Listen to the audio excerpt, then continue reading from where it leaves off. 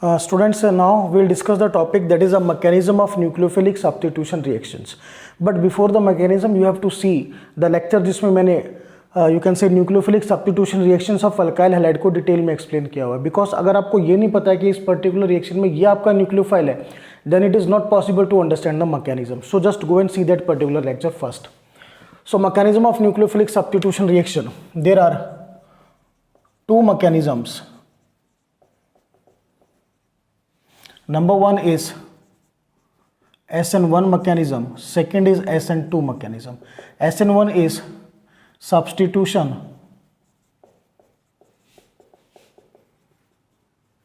nucleophilic monomolecular, whereas SN2 stands for substitution nucleophilic bimolecular. ठीक, तो यहाँ पर सिंपल सा लॉजिक क्या है कि काइनेटिक्स में हमने स्टडी कर रखा है regarding the rate of the reaction. तो यहाँ पर SN1 में जो आपका रेट डिटरमाइनिंग स्टेप होगा वहाँ पर खाली एक मॉलिक्यूल टेक पार्ट करेगा, therefore it is SN1. whereas in SN2 in the rate determining step there are two molecules. So आज का जो हमारा लेक्चर है बेसिकली आज हम स्टडी करेंगे SN1 रिएक्शन का mechanism. The heading is mechanism of nucleophilic substitution reaction and we will study SN1 mechanism. SN1 mechanism. This is the today's lecture. So अभी मैंने आपको बताया था this is termed as substitution nucleophilic monomolecular. Okay अब इसका reason भी मैं बता दूं. Cause in the rate determining step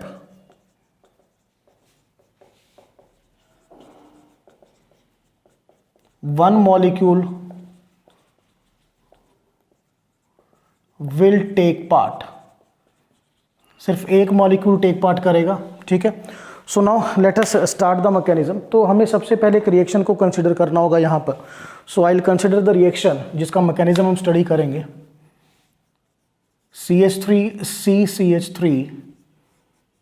CH3CCl plus KCN.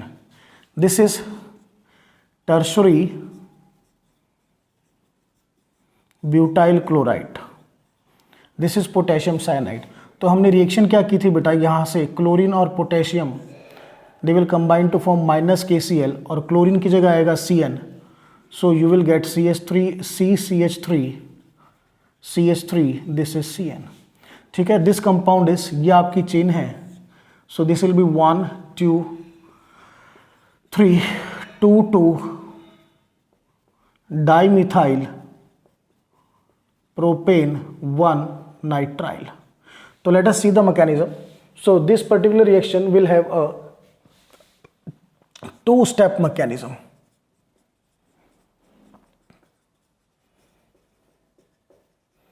So जो first step है that is the formation of carbocation. This is the first step, very important. So just see out कैसे होगा ये, इसी को लेकर चलते हैं.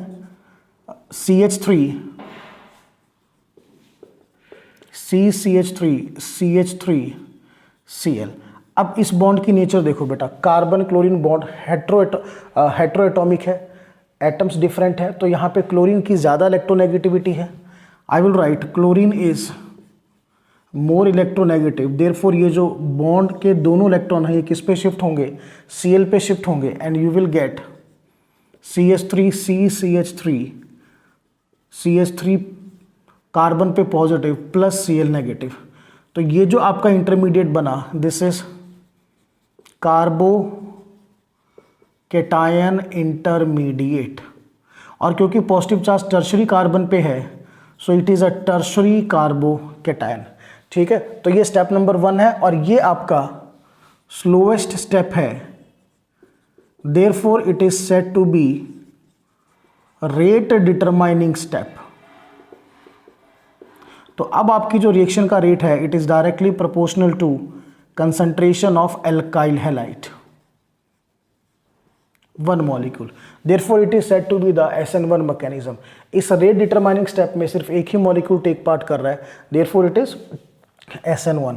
अब एक चीज़ मैं और बताऊंगा कि ये जो आपके पर्टिकुलर रिएजेंट्स होते हैं, जब हम इनको ब्रेक करते हैं, जैसे KCN से मुझे मिलेगा K positive plus CN negative, ये जो स्टेप है ये किसी मैकेनिज्म के स्टेप में इन्वॉल्व नहीं होता, ये आपको पहले लिखना होता है, ठीक है ना। मैकेनिज्म में तो हमें स्टडी करना है कि ऑर्गेनिक कंपाउंड में किस तरह से बॉन्ड अपने ब्रेकेज होते हैं, वॉट एवर इट इज, और आपका रिएजेंट से जो भी आपको मिलता है, इलेक्ट्रोफाइल मिले, न्यूक्लियोफाइल मिले, कैसे वो अटैक करता है। तो पहला step complete. Second is now attack of nucleophile on carbocation. अब आपका जो कार्बोकेटाइन था उसको ड्रॉ कीजिए, CH3 कार्बन पे पॉजिटिव, और आपका न्यूक्लियोफाइल है CN नेगेटिव, तो ये CN नेगेटिव इस पॉजिटिवली चार्ज कार्बन यानी कार्बोकेटाइन पे अटैक करेगा, and I will get CH3CN।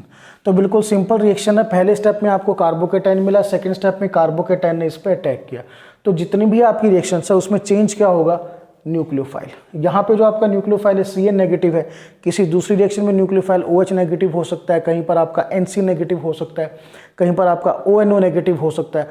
तो बेसिकली चेंज क्या होगा आपका, न्यूक्लियोफाइल। क्लियर। चलिए, so this is the regarding mechanism, 2 step mechanism था that we had discussed. Now the next thing we want to discuss is the stereochemistry of SN1 mechanism.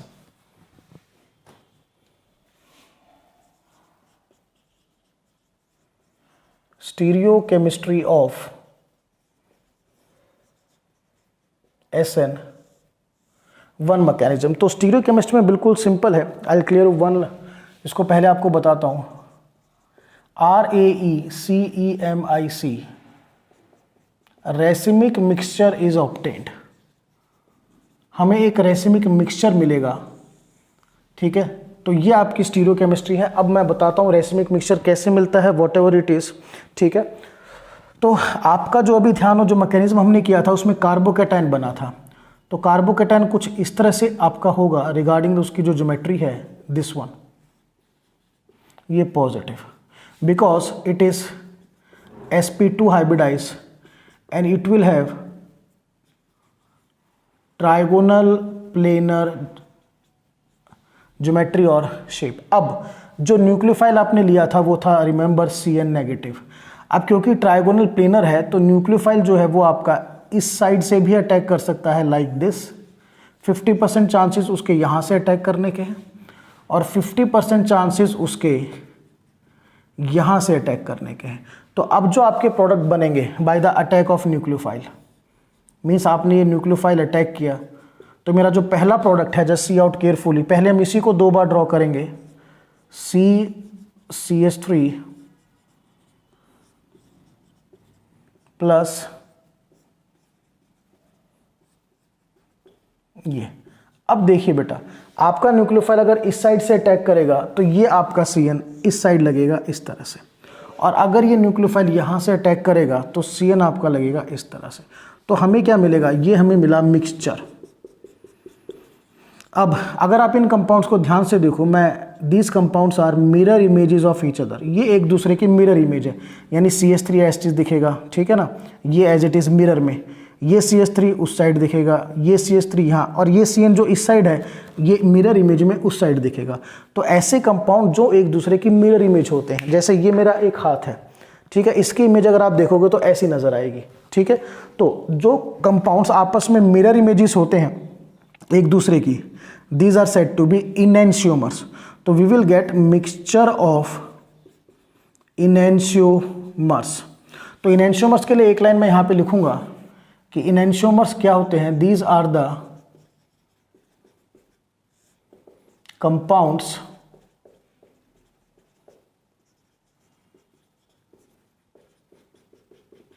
which are mirror images of each other, जो एक दूसरे की बेटा mirror image होंगे। ठीक है, तो मैंने आपके हाथ का भी एग्जांपल बताया था। आप सिंपल देखो, अगर ये आपका हाथ है दिस वे, अगर आप इसको मिरर में देखोगे तो कुछ इस तरह का नजर आएगा। तो ये दोनों आपस में क्या है, एक दूसरे के मिरर इमेजेस हैं। तो we can say these are इनएंशियोमर्स।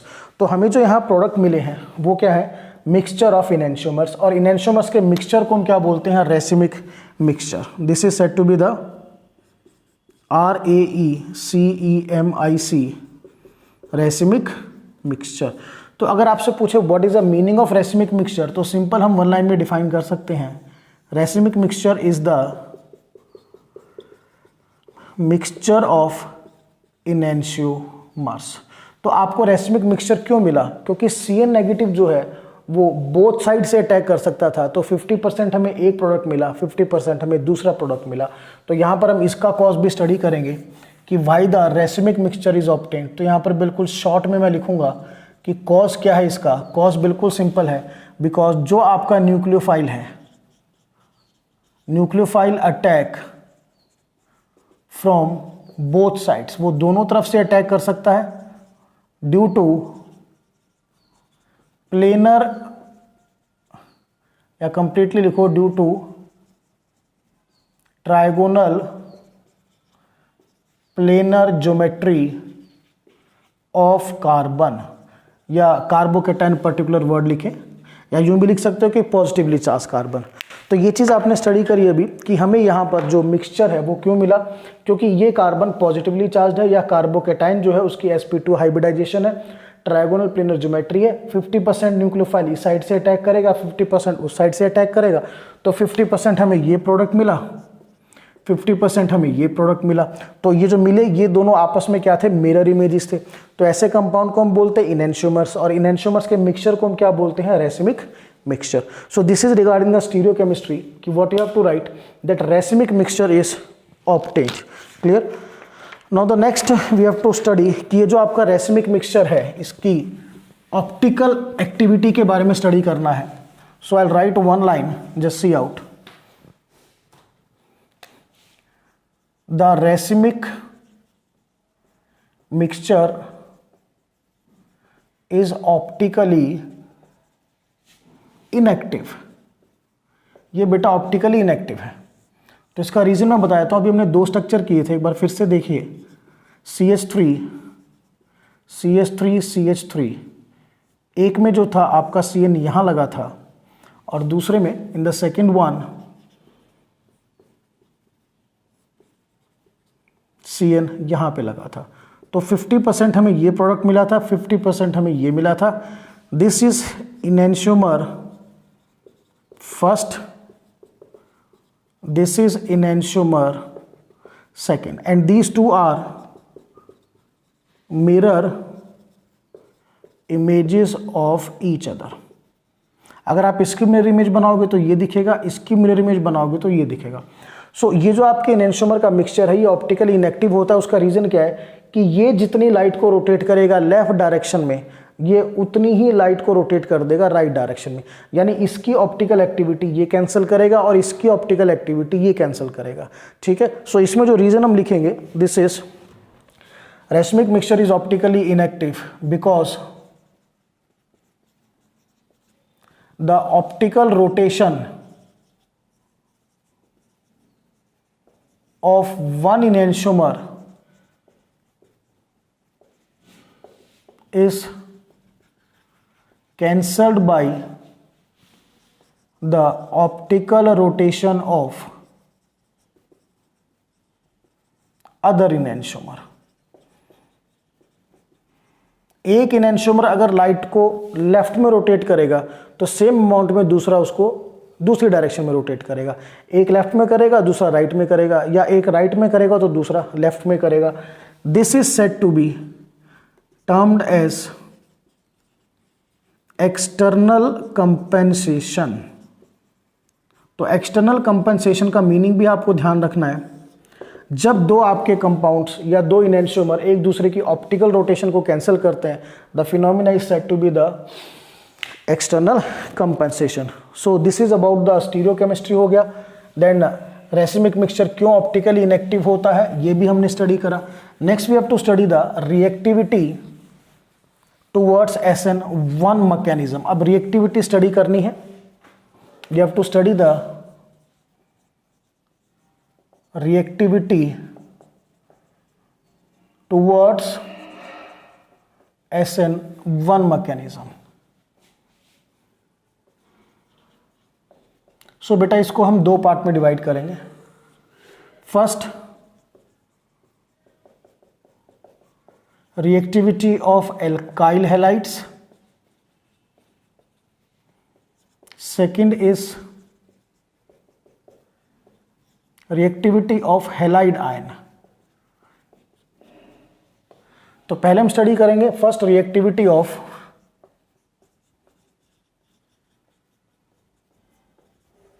Alkyl halides towards SN1 mechanism. तो थोड़ा सा क्लियर करूं, इसमें क्या होता है बेटा, हमारे जो अल्काइल हैलाइड्स हैं उनको बेसिकली अगर हम डिवाइड करें तो पहले आपका मिथाइल हैलाइड CH3X से डिनोट करेंगे, then primary alkyl halide,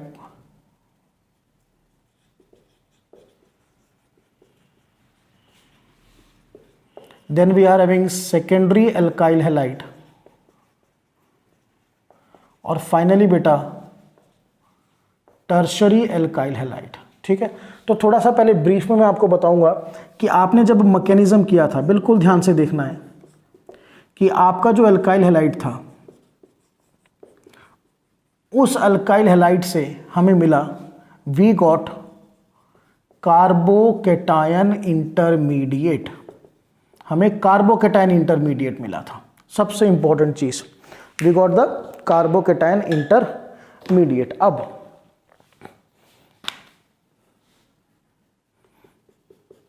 more is the stability of carbocation, जितनी कार्बोकेटायन की स्टेबिलिटी होगी उतना जल्दी बनेगा, more readily it is formed, उतना जल्दी ये बनेगा, और जितना जल्दी बनेगा उतनी ही आपकी अल्काइल हैलाइड की रिएक्टिविटी ज्यादा होगी। So more will be the reactivity of alkyl halide. So मैं बेसिकली अगर आपसे बात करूं कि अल्काइल हैलाइड की रिएक्टिविटी किस पे डिपेंड करेगी, अल्काइल हैलाइड से हमें कार्बोकेटायन इंटरमीडिएट मिला, तो जितना आपका कार्बोकेटायन इंटरमीडिएट स्टेबल होगा उतनी ही ज़्यादा आपकी रिएक्टिविटी होगी अल्काइल हैलाइड की। तो ये चीज़ सबसे इंपॉर्टेंट कंक्लूजन निकल के आया। Just see out, conclusion is very clear that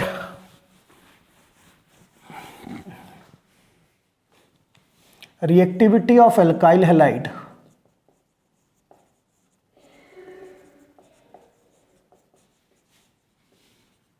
directly proportional to stability of carbocation. इस पॉइंट पे बहुत ध्यान देना है कि जितना स्टेबल आपका कार्बोकेटायन होगा उतनी ही आपकी अल्काइल हैलाइड की रिएक्टिविटी ज़्यादा होगी।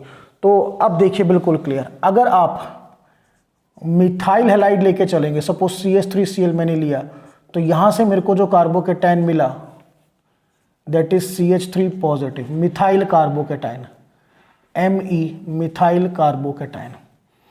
अगर आप प्राइमरी अल्काइल हैलाइड लेके चलेंगे CH3 CH2 CH2Cl, तो आपको मिलेगा primary carbocation this way, CH3 CH3 CH2 positive, this is a primary carbocation. अगर आप सेकेंडरी अल्काइल हैलाइड लेके चलोगे बेटा CH3 CH3Cl, तो आपको मिलेगा secondary carbocation, this is a secondary carbocation. और अगर आप टर्शरी अल्काइल हैलाइड लेके चलेंगे just like this, then you will get tertiary carbocation like that, this is a tertiary carbocation. ठीक है, सो यहाँ पर अब हमने 11th में स्टडी कर रखा है कि जो स्टेबिलिटी ऑफ कार्बोकेटायन होता है दैट इज सबसे ज़्यादा स्टेबल टर्शरी कार्बोकेटायन, फिर सेकेंडरी कार्बोकेटायन, फिर प्राइमरी, और लास्ट में आपका मिथाइल कार्बोकेटायन। तो अभी मैंने बताया कि जितनी स्टेबिलिटी ऑफ कार्बोकेटायन ज़्यादा होगी उतनी ही अल्काइल हैलाइड की रिएक्टिविटी भी ज़्यादा होगी। So the reactivity of alkyl halide, same order आएगा, tertiary alkyl halide, secondary alkyl halide, primary alkyl halide और लास्ट में आपका मिथाइल हैलाइड। तो ये अगर मानिए, ये मैं इसको मान के चलूँ, ये बेटा ए है, ये बी है, ये सी है, ये डी है, तो यहां पर जो मेरा रिएक्टिविटी का ऑर्डर आया, जो मैंने अभी लिख रखा है, reactivity order first A, then B, then C, then D. ठीक है, ये तो एक बात हुई। तो सबसे पहले आपको इस ऑर्डर को फॉलो करना है। ठीक है, अब इसमें कई बार प्रॉब्लम क्रिएट होती है, तो उसके बारे में भी डिस्कस करते हैं। What is the problem? The problem is कि sometimes we will get two same degree of alkyl halides. जैसे अगर मैं बात करूं, if we get two same degree of alkyl halides, और we can say same degree of carbocations, क्योंकि alkyl halide से हमें क्या मिलने वाला है? कार्बोकेटाइन मिलने वाला है। तो आपको ध्यान रखना है कि जो स्टेबिलिटी ऑफ कार्बोकेटाइन है डायरेक्टली प्रोपोर्शनल टू रिजोनेंस। तो आपको रिजोनेंस पे वर्कआउट करना है। जैसे मैं आपको एग्जांपल दूं, I will give you the example. C6H5C, C6H5, CH positive, एक ये कार्बोकेटाइन है, और C6H5, CH, CH3 और एक ये कार्बोकेटाइन है। ठीक है, ऑब्वियसली ये अल्काइल हैलाइड से मिलेंगे, तो that is not an issue.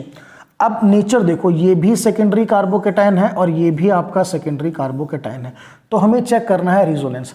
अब इसमें आपकी 2 बेंजीन रिंग है, it contain 2 benzene rings, whereas जो सेकेंड वाला है इट कंटेन 1 बेंजीन रिंग।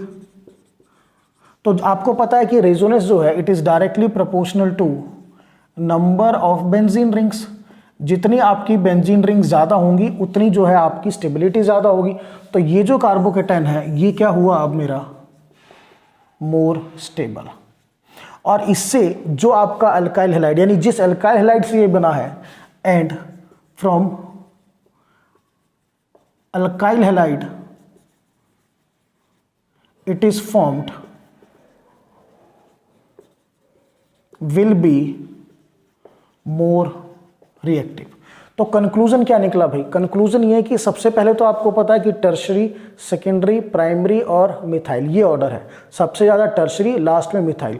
और अगर सेम डिग्री के कार्बोकेटाइन आ जाए या सेम डिग्री के अल्काइल हैलाइड आ जाए तो आपको ये देखना है कि उनसे जो कार्बोकेटाइन बना है उसमें आपको रेजोनेंस को अप्लाई करना है कि कौन में ज़्यादा रेजोनेंस है, किस में कम रेजोनेंस है। तो जिसमें ज़्यादा रेजोनेंस होगी उसकी स्टेबिलिटी ऑटोमेटिकली ज़्यादा होगी, और जिस अल्काइल हैलाइड से फिर वो बना है उसकी रिएक्टिविटी भी ज़्यादा होगी। इन 2 पॉइंट्स पे आपको फोकस करना है। तो ये तो था रिगार्डिंग कि हमने स्टडी किया रिएक्टिविटी ड्यू टू या टूवर्ड्स भी कह सकते हो, टूवर्ड्स न्यूक्लियोफिलिक सब्स्टिट्यूशन। हमने अल्काइल हैलाइड की रिएक्टिविटी करी। अब हम करेंगे reactivity of halide ions. Halide ions का मतलब I negative, Br negative, Cl negative या F नेगेटिव, इनके बारे में स्टडी करना है। अब क्योंकि जब आपने रिएक्शन देखी, सिंपल आपको ध्यान होगा ये रिएक्शन है, इसमें अगर हमने ये रिएक्शन की थी तो ये जो हैलाइड आयन है या क्लोराइड आयन है ये इसको छोड़ के जाएगा दिस वे, ये इस पे शिफ्ट हुआ तो Cl नेगेटिव यहां पर निकलेगा। I will get CH3 positive और ये Cl नेगेटिव रिलीज हुआ। तो जो हैलोजन है वो हैलाइड आयन है वो आपके अल्काइल हैलाइड को छोड़ के जाते हैं। Therefore these halide ions are said to be the leaving group. हम इनको पर्टिकुलरली क्या बोलते हैं?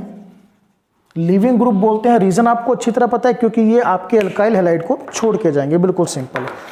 तो जो जितनी जल्दी छोड़ के जाएगा, अब ये Cl नेगेटिव है, जितनी जल्दी ये Cl नेगेटिव छोड़ के जाएगा उतना जल्दी आपका कार्बोकेटाइन बनेगा।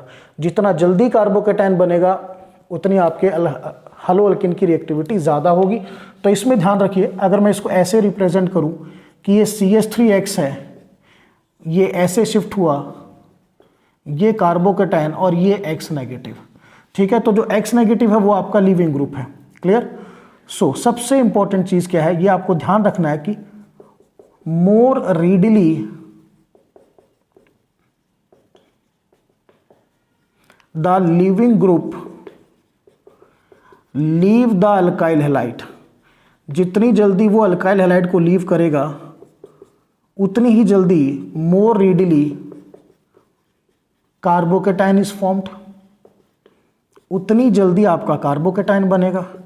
And more is the stability of carbocation, जो कार्बोकेटाइन जल्दी बनेगा तो मान के चलो उसकी स्टेबिलिटी क्या होगी बेटा, ज़्यादा होगी।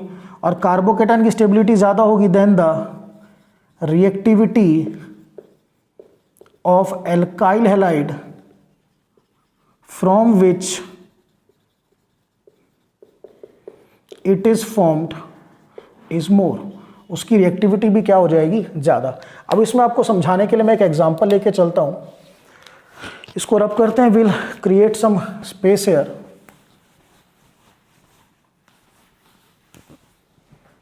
सो जस्ट सी द एग्जांपल, अगर मैं आपको कहूँ कि हमें CH3Cl CH3Br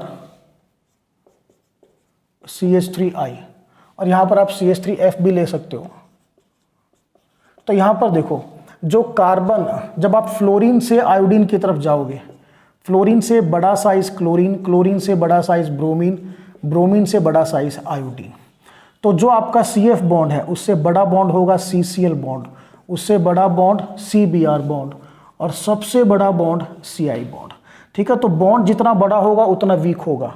सो हम लिखेंगे the bond length increases in the order CF CCl CBr और CI। बॉन्ड लेंथ ज़्यादा होगी तो बॉन्ड को तोड़ने के लिए जो एनर्जी लगती है, बॉन्ड डिसोसिएशन एनर्जी, वो कम होगी। So the bond dissociation energy decrease करेगी, सबसे ज़्यादा CF को ब्रेक करने में लगेगी, उससे कम CCl को, उससे कम CBr और सबसे कम हमारी जो एनर्जी लगेगी वो CI बॉन्ड को ब्रेक करने में लगेगी। तो सबसे इजीली कौन सा बॉन्ड टूटेगा, CI बॉन्ड। तो we will write ease of breakage of bond, कौन सा बॉन्ड जल्दी टूटेगा, ये इस ऑर्डर में इंक्रीज होगा कि CF से जल्दी ब्रेक होगा CCl, उससे जल्दी ब्रेक होगा CBr और सबसे जल्दी ब्रेक होगा CI। यानी जो सबसे जल्दी रीडली अवेलेबल हमें क्या होगा, availability of halide ion, halide ion की अवेलेबिलिटी इंक्रीज होगी, यानी F नेगेटिव से जल्दी अवेलेबल होगा Cl नेगेटिव, उससे जल्दी Br नेगेटिव, उससे जल्दी I नेगेटिव। तो जितना जल्दी हैलाइड आयन अवेलेबल होगा उतना ही जल्दी आपका कार्बोकेटाइन बनेगा, उतना ही स्टेबल आपका कार्बोकेटाइन बनेगा। तो स्टेबिलिटी ऑफ कार्बोकेटाइन भी इसी ऑर्डर में इंक्रीज होगी, ठीक है ना। F negative, Cl negative, Br negative, I negative, ठीक है। And same is the reactivity of alkyl halide. तो सबसे ज़्यादा एल्काइल हैलाइड की रिएक्टिविटी मुझे किस में मिलेगी, स्टार्टिंग में सबसे कम CF में, उससे ज़्यादा CCl, उससे ज़्यादा CBr और सबसे ज़्यादा CI। तो सिंपल लॉजिक अगर मैं बताऊं कि जैसे जैसे हम फ्लोराइड, क्लोराइड, ब्रोमाइड, ऐसे जाएंगे तो बॉन्ड लेंथ इंक्रीज होगी, बॉन्ड वीक होगा, बॉन्ड वीक होगा तो जल्दी ब्रेक होगा, जल्दी ब्रेक होगा तो हैलाइड आयन जल्दी मिलेगा, जितना जल्दी हैलाइड आयन मिलेगा उतनी ज़्यादा स्टेबिलिटी आपके अल्काइल हैलाइड की। तो ये ऑर्डर यहाँ पे आपका आएगा, ठीक है। चलिए अब हम करेंगे कुछ कंसेप्चुअल क्वेश्चंस, ठीक है, got it. So but before conceptual एक छोटा सा क्वेश्चन मैंने और आपसे डिस्कस करना है अभी, कि हम प्रिडिक्ट कैसे करें कि ये जो SN1 मैकेनिज्म है ये किस एल्काइल हैलाइड में होगा। It is very important. How to predict that which alkyl halide undergoes SN1 mechanism. तो बेटा इसमें आपको सबसे पहले मैं बता दूं, जो ऑर्डर ऑफ हमें अल्काइल हैलाइड की रिएक्टिविटी का ऑर्डर मिला था, if you remember reactivity of alkyl halide, order क्या था, सबसे ज़्यादा रिएक्टिव टर्शरी, फिर सेकेंडरी, फिर प्राइमरी और लास्ट में आपके मिथाइल हैलाइड। क्योंकि आपको पता है SN2 मैकेनिज्म भी है तो उसको भी थोड़ा माइंड में रखना है। तो यहाँ पर हमारी सबसे ज़्यादा रिएक्टिव फॉर्म कौन सी थी, टर्शरी। तो टर्शरी हमेशा आपको SN1 मैकेनिज्म शो करेगी। सेकेंडरी क्योंकि बीच में आता है, ठीक है ना, तो ये आपको SN1 भी दे सकता है एंड SN2 भी दे सकता है, दोनों। अभी SN2 हमने नहीं किया, बट मैं बता दूं कि जब हम प्राइमरी में जाएंगे, प्राइमरी और methyl they will prefer SN2 mechanism, क्योंकि SN2 मैकेनिज्म में जो रिएक्टिविटी का ऑर्डर है, मैं थोड़ा ये भी क्लियर कर दूं, इन SN2 मैकेनिज्म रिएक्टिविटी ऑर्डर इसका रिवर्स है। सबसे ज्यादा रिएक्टिव कौन होगा आपका, मिथाइल हैलाइड, उसके बाद प्राइमरी, फिर सेकेंडरी, फिर टर्शरी। तो वहां पर सबसे ज्यादा रिएक्टिविटी हमको किसकी मिली, मिथाइल हैलाइड और प्राइमरी की। तो यहां पर मैंने बताया कि जो प्राइमरी और मिथाइल ये किसको प्रेफर करेंगे, SN2 को। सबसे कम रिएक्टिविटी टर्शरी की, तो वो यहां पर किस में आ गया, SN1 में।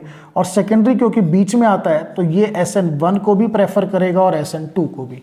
तो अब बात आती है SN1 की। तो SN1 में बिल्कुल सिंपल है, टर्शरी में SN1 दिखा सकते हो कंफर्म, सेकेंडरी में दोनों दिखा सकते हो, SN1 भी और SN2 भी, बट प्राइमरी और मिथाइल में आपको SN2 ही दिखाना है, ठीक है। Now just see the conceptual numericals questions based on SN1 mechanism. कंसेप्चुअल्स,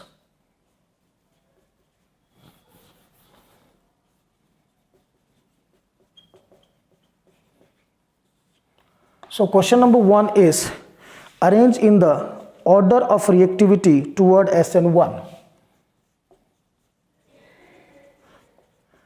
Arrange in the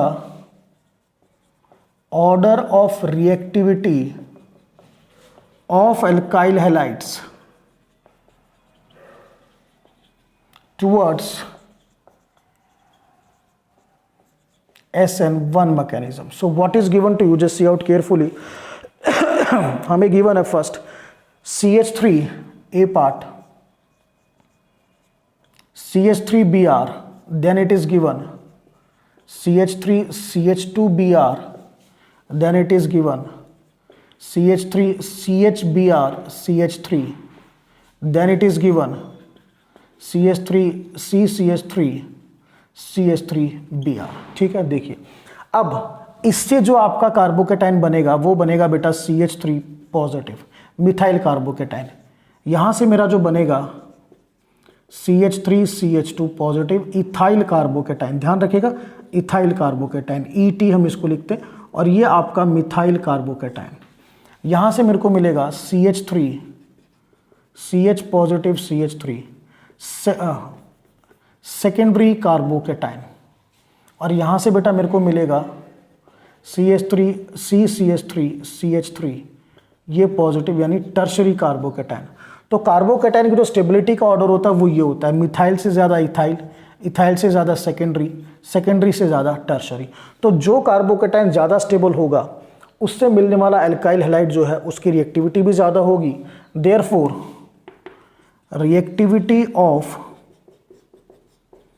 alkyl halide RX CH3Br इससे ज़्यादा बेटा CH3 CH2Br, then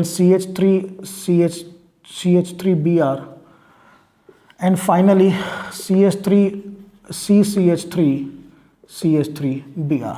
तो एक चीज़ मैं और कहूँगा कि ये मिथाइल और इथाइल है। देखो प्राइमरी सेकेंडरी टर्शरी का तो आपको पता है, बट इथाइल और मिथाइल में क्या है कि मिथाइल में नंबर ऑफ कार्बन आइटम ज़्यादा है, तो इस कार्बोकेटाइन की स्टेबिलिटी आपकी मिथाइल कार्बोकेटाइन से ज़्यादा होगी। तो अगर मैं सबको सम अप करूँ तो पहले मेरा मिथाइल हैलाइड जो है जस्ट लाइक CH3X, इससे ज़्यादा फिर मेरा C2H5X, इसके बाद प्राइमरी, फिर सेकेंडरी, फिर टर्शरी, ठीक है। और ये चीज़ ध्यान रखना कि मिथाइल कार्बोकेटाइन से ज़्यादा इथाइल कार्बोकेटाइन स्टेबल क्यों है, क्योंकि it contains more carbon atom. आपको पता होगा जो मिथाइल ग्रुप है इसकी नेचर होती है इलेक्ट्रॉन रिलीजिंग, तो इलेक्ट्रॉन रिलीजिंग नेचर की वजह से ये इस कार्बोकेटाइन की स्टेबिलिटी को इंक्रीज करेगा। तो ये थोड़ा सा मैंने बताया कि अगर हमारे सेम डिग्री का कार्बोकेटाइन, डिग्री तो यहाँ पर आएगी नहीं, पर मिथाइल से जब मैं इथाइल पे चलूंगा तो due to increase in number of carbon atom ethyl carbocation की स्टेबिलिटी ज़्यादा होगी। तो इस ऑर्डर को आपको ध्यान रखना है। अब इसमें मेरे पास एक और है, second example, just see out. This is the first part we had discussed. अब सेकेंड को स्टडी करते हैं। सेकेंड में we had C6H5CH2Br, C6H5CH2Br, then we are having C6H5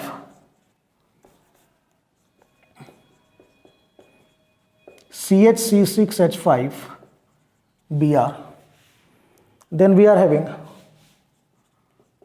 C6H5CH CH3Br, then in the last C6H5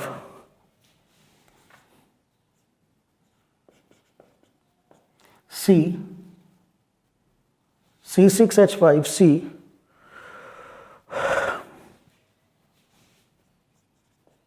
C6H5Br। चलिए अब ये हमें study करना है।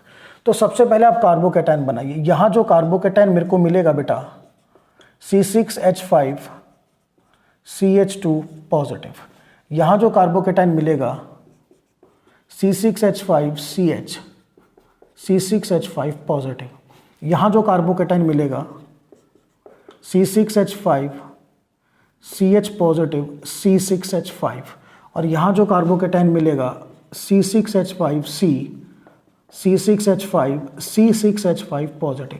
तो सबसे पहले नेचर देखिए बेटा, ये आपका प्राइमरी कार्बोकेटाइन है, ये आपका सेकेंडरी कार्बोकेटाइन, ये भी आपका सेकेंडरी कार्बोकेटाइन, और ये आपका टर्शरी कार्बोकेटाइन। तो प्राइमरी ये ऑर्डर और सेकेंडरी से ज़्यादा टर्शरी। अब ये दोनों आपके सेकेंडरी कार्बोकेटाइन आ गए। तो मैंने कहा था अब आपको रेजोनेंस देखना है, you have to see the resonance. यहाँ पे आपकी जस्ट बेटा इसको करेक्ट कीजिए, यहाँ पे CH3 आएगा, गॉट इट। देखिए यहाँ पे क्या आएगा C6H5CH CH3 है ना, CH3। अब ये दोनों आपकी सेकेंडरी कार्बोकेटाइन है, तो यहाँ पर आपकी 2 बेंजीन रिंग है और यहाँ पर आपकी 1 बेंजीन रिंग है। सो इन दोनों में this will be the more stable, इन दोनों की बात हो रही है, and this will be the less stable. तो ऑर्डर जो बना आपका, इसको मैं अब नंबर देता हूँ, this is A, this is B, this is C, this is D। तो प्राइमरी में आपने लिखा A के बाद जब हम सेकेंडरी पे आए यानी B और C पे आए, तो B और C में C आपका लेस स्टेबल है और B आपका मोर स्टेबल है रिजोनेंस की वजह से। यहाँ मैं रीजन भी मेंशन कर देता हूँ, रिजोनेंस, और लास्ट में क्या जाएगा आपका D। तो ये आपको ध्यान से करना है कैसे इसको अरेंज करना है। So this we had done question number 1। Now question number 2 is which will undergo SN1 reaction faster. Question number 2 is which will undergo SN1 reaction faster. चलिए अब इसमें जो फर्स्ट पार्ट हमें गिवन है, the first part given to us is this one और this one. सो बेटा इसको अगर आप ओपन करोगे, यहाँ पर ये जो कार्बन एटम है, ठीक है ना, this will B CH3 CCl CH3 CH3 and this will B CH3 CH2 CH2 Cl। तो ये जो है आपका ये टर्शरी अल्काइल हैलाइड है और ये आपका प्राइमरी अल्काइल हैलाइड है। तो हमारा कौन सा ज़्यादा रिएक्टिव होता है? Tertiary alkyl halide is more reactive than primary alkyl halide. ठीक है, चलिए सेकंड एग्जांपल हमारे पास है Br। अब इसकी नेचर देखो, यहाँ पर अगर हम इसको ड्रॉ करें CH3 CH2 CH2 CBr CH3, ये as it is, and this is CH3 CH2 CH2 CH2 Br। अब ये प्राइमरी अल्काइल हैलाइड है और ये आपका सेकेंडरी अल्काइल हैलाइड, ठीक है। तो कौन ज़्यादा रिएक्टिव होता है? Secondary alkyl halide is more reactive than primary alkyl halide, ठीक है। Now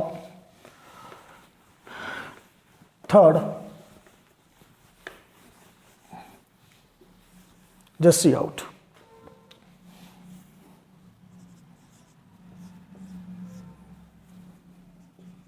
Br, this is I. अब इसको अगर आप ओपन करोगे तो दोनों में हाइड्रोजन का डिफरेंस है, तो we know that I negative is better leaving group then Br negative, therefore this is more reactive, ठीक है ना, क्योंकि ये I negative better leaving group है, जल्दी निकलेगा, जितना जल्दी ये निकलेगा उतना जल्दी इसका कार्बोकेटायन बनेगा, उतनी इसकी कार्बोकेटायन की स्टेबिलिटी क्या होगी? ज़्यादा होगी। तो student this we had completed the that is the SN1 mechanism, ठीक है। बहुत ध्यान से इसको करना है, स्टीरियोकेमिस्ट्री है, देन रेसिमाइजेशन है, इनैंशियोमर्स को, देन जो पर्टिकुलरली रिएक्टिविटी पे ध्यान देना है कि टूवर्ड एल्काइल हैलाइड क्या है और टूवर्ड हैलाइड आयन क्या है, ठीक है ना, दिस वे। और हमें कब SN1 को यूज़ करना है, तो मैंने बताया था टर्शियरी में आपको SN1 को यूज़ करना है, सेकेंडरी में दोनों ऑप्शंस आ जाएंगे आपके SN1 भी और SN2 भी, and finally we had done the conceptual questions. So this is all about the topic that is SN1 mechanism, substitution, nucleophilic, monomolecular, that's all.